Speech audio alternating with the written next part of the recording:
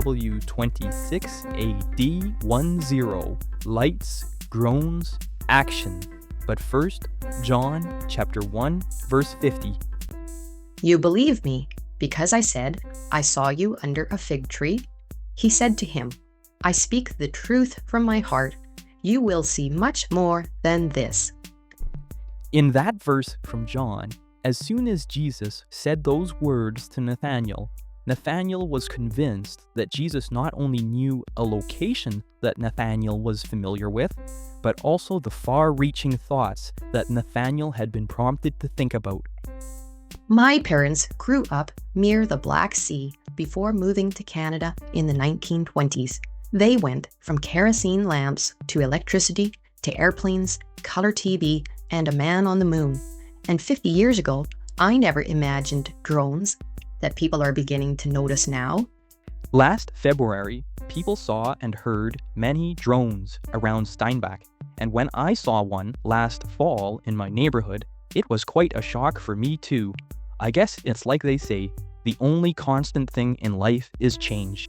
Proverbs 10, verse 25 reads, When the storms of life come, the wicked are whirled away, but the godly have a lasting foundation. And verse 30a reads, The godly will never be disturbed. No sudden event ever catches God by surprise. In fact, new things like drones might soon save lives in northern Manitoba and other remote winter places. I agree that tiny towns could benefit, and that's good news for everyone.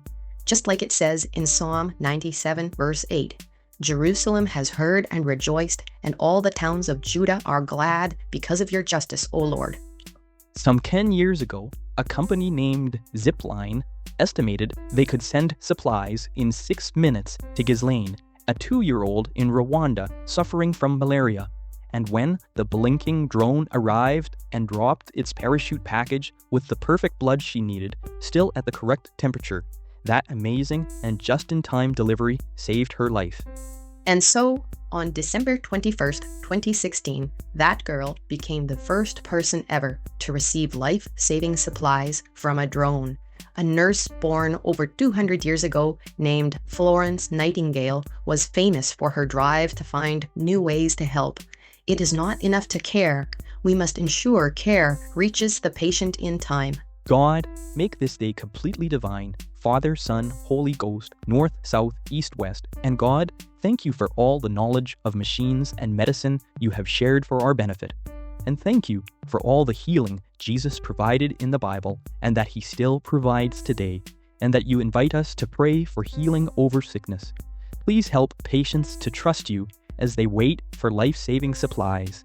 And please assist healthcare providers and others responsible for machines and supplies that are vitally useful as well.